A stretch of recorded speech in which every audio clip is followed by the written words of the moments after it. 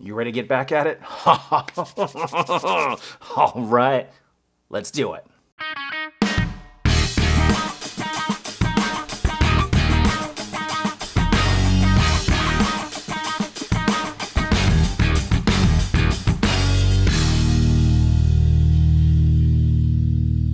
What's up everybody, Corey Singletary here with the Citizens Utility Board, and today we're back with the second video in our series about the PSC's online resources, in particular the Electronic Regulatory Filing System, or ERF, and the Case Management System, or CMS. If you missed the first video, I'd recommend going back and watching it as we go over why this information might be useful to you, as well as some basics which we're going to build off of going forward. And like in the first video in this series, I'm going to be throwing a lot of new things at you fast and furious, and we're going to be going even deeper this time. So get your notepad ready, go pour yourself a drink, and let's get started. So last time we went over some fundamentals like how to do a basic docket search and what kind of information you can access with just a few keystrokes and clicks. As useful as that is, it's pretty basic and was predicated on the assumption that you had the docket number for the case you're interested in. But that's not always the case.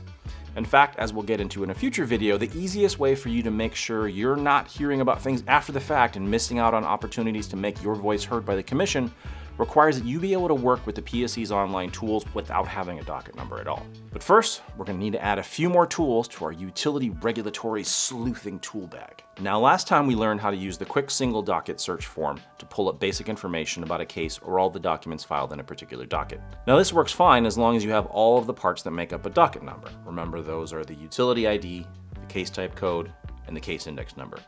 If you're missing any one of them, say for example, I want to look for a docket involving the construction of some new electric utility infrastructure by Alliant Energy, but I don't remember exactly which one, as there have been quite a few over the years.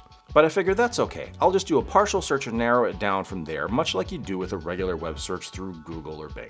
So I enter 6680, which is the utility ID for Alliant, and CE for construction electric in my case type code, and click. And I get an error telling me that I'm missing part of the docket number.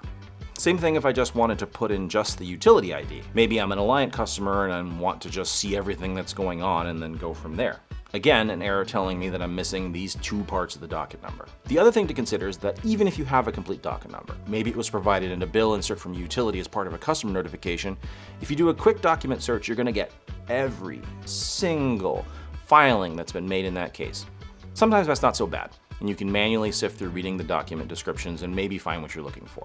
Though what you really want is to be able to filter your search results so that you're just seeing the subset of all the documents that have what you're looking for. But if you look at the top of the search results page, you'll see that unlike, say, an e-commerce site like Amazon, there's no way to further refine your results by applying filters once you've done your initial search in ERF. Now, you can sort your results by document type, but you're still left scrolling through sometimes hundreds if not thousands of documents.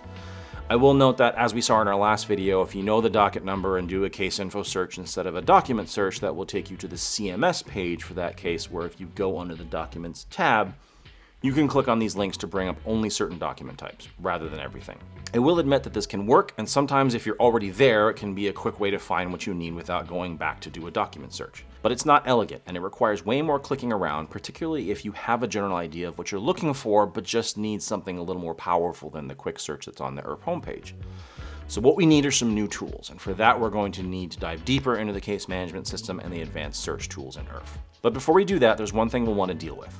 Up to this point, I've been throwing around utility ID numbers like that's just something everyone knows. But the reality is that no sane person is going to have that information at their fingertips unless they work in utility regulation like we do. So let's address that first. To do so, we're going to go to the Electronic Records Filing System homepage, which you bookmarked during our last video, right? And once we're there, we're going to click on this link right in the middle, conveniently labeled, "Don't know the utility ID?" This will take us to a new page, the Universal Name File Search. It even says welcome. Isn't that nice? So for most folks, what you're going to want to find are utility ID numbers for all your public utilities. So that's electric, natural gas if you have natural gas service, and water if you're on city water. And often your sewer utility is the same as your water utility, but if that's not the case for you, then just look up that as well. If you're on propane and have your own well and septic, then you just need to find your electric utility. And if you're completely off-grid, then I'm not entirely sure why you're here, but welcome. So we don't know our utility ID. We do, probably, hopefully, know what the name of our utility is. So what you're going to do is enter your utility name here. And then very important for probably 90% of you is you want to click right here to include DBAs and formers. This is important because for many of the large investor-owned utilities like We Energies, Alliant, Xcel Energy, the legal name of the company isn't the name that they typically go by. They use a DBA.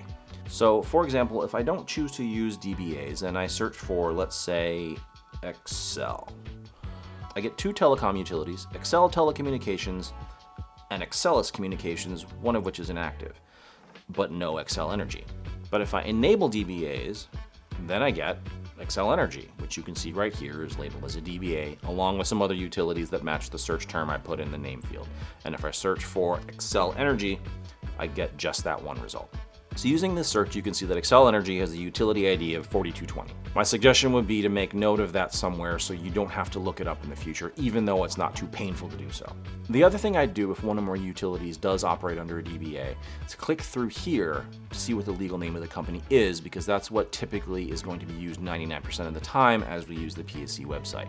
So it's helpful information to know. For example, Xcel Energy, utility number 4220, is Northern States Power Company, Wisconsin. Now that we've found the utility ID for one of your utilities, just do the same thing for the rest. What you can do if you'd like is to click here on Include Service Category, which will allow you to narrow the search results by service type, whether that be electric, natural gas, water, or sewer. So now that you know how to do that search, I'm going to put up the utility IDs for the 6 largest investor-owned electric and natural gas utilities right here. And you can pause or do whatever to jot down the ones you need. Well, why did we just go through all of that utility search business if I was just going to give the answer to most of you? Because now you know how to find it yourself. And isn't self-empowerment wonderful? Now, the last thing I'll say about utility ID numbers is that there is a special number you should be aware of, and that's the number 5. 5! For example, when We Energies applies for a full electric and natural gas rate case, that case is filed under the ID number 5 because We Energies, as most people think of it, is actually made up of 2 separate legal operating companies, Wisconsin Electric Power Company, which is 6630, and Wisconsin Gas, which is 6650. So sorry, We Energies customers, everything we're going to talk about from here on out is going to be a little more difficult for you. Similarly, if multiple utilities go in together to buy, say, a solar farm, like, for example, the Badger Hollow Solar Farm in Iowa County, that docket will start with the utility ID of 5. Now that we're armed with the ID numbers for our utilities, let's see what we can do with that information. Let's say I just read something in the news about Alliant Energy announcing that they're going to retire the Columbia Power Plant early. Let's see what we can find out about that. So what I can do is go to the PSC Apps homepage, which you bookmarked last time, right? And go over to Case Management System. I can plug in 6680 for Wisconsin Power and Light, DBA Alliant, under Utility ID. I'll also select a case status of active just to narrow things down a bit. I don't even need to fill in anything else because the CMS search accepts wildcards for the docket fields, which means I can leave these 2 blank. I run the search and sort by date for the most recent cases filed by Alliant. Okay, now looking here, I'm not seeing anything that looks like it's related to Columbia. Oh, now I remember seeing in the article that Columbia is owned not only by Alliant, but Wisconsin Public Service and MG&E. Shutting down the plant will probably affect all of them, right? So let's try the same search, but instead of 6680 for Alliant, we'll use 5 for our multiple utility ID. Again, we'll select active cases, only just to clean up our search results a bit. And again, we'll sort by application date to find the most recent case. Okay, this is interesting. I've got this docket 5 CE 150 opened on February 2nd, 2020, the same date as the Columbia retirement announcement, and it talks about installing a new bottom ash something or other at the Columbia Energy Center. Maybe I'll click through and see what's going on with that. And it turns out we're so on the ball that there isn't much here yet, but maybe we'll keep an eye on that. Now, the eagle-eyed among you might have noticed that while we were on the CMS homepage, there was this little link here for new applications, petitions, and other requested. That should probably say other requests. But if we click on that, we get all the dockets open in the last week. And we can expand that search to the most recent month, 3 months, 6 months, year, or a custom range. And looking right here, we also see that same docket 5 CE 150. Just another way to bring up recent activity if you happen to know that what you're looking for is pretty recent. However, the first way I showed might be more effective for, say, municipal utilities who don't file cases with the PSC very often, and so targeting just that one utility may be more effective. So now we know a little bit about looking up case information, even if all we know is the name of the utility involved. Well, what about the other thing I brought up, where I know the docket number, but wading through all the documents in the case is overwhelming? Well, for that, we can use the Advanced IRF search. Again, we go to the IRF homepage and go down to this button labeled Advanced Search, which should probably read Advanced Search. Advanced Search For the Shire! Anyway, if we click on that, we're presented with an IRF docket search form that gives us much more granular control over our search results. For starters, we can use wildcards in our docket number, where omitting the index number or the case code will still get us results, unlike the quick search we first learned about. We can also select a filing date range, as well as select what types of documents we want returned. Let's say my utility is in the middle of a rate case and I want to read all the testimony that's been filed so far. I can enter the docket and select testimony offered and exhibit offered. You can also enter keywords or phrases to search on.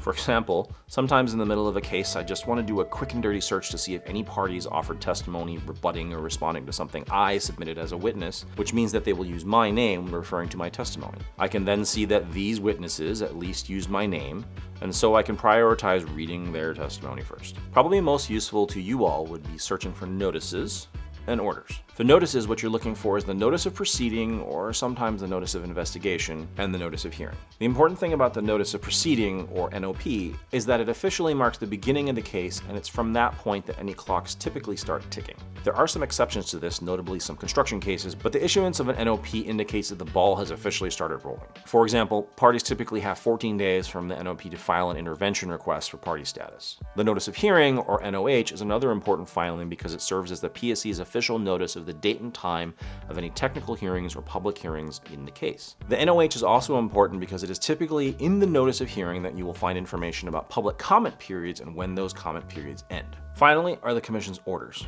in particular the final decision.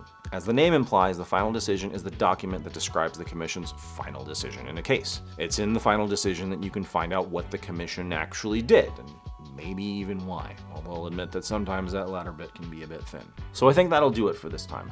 We went over a lot of things today. Next time we'll close things out with a way to simplify all this stuff, and hopefully make it so that you can stay on top of everything your utility is asking the PSC going forward, so you can be a more informed utility customer and make sure your voice is heard. As always, I hope that you found at least some of this useful. If you did, please click on the thumbs up button. It helps us grow this channel. If you haven't already, hit that subscribe button and smash that notification bell so you can be kept up to date on all future content. And I'll see you in the next video.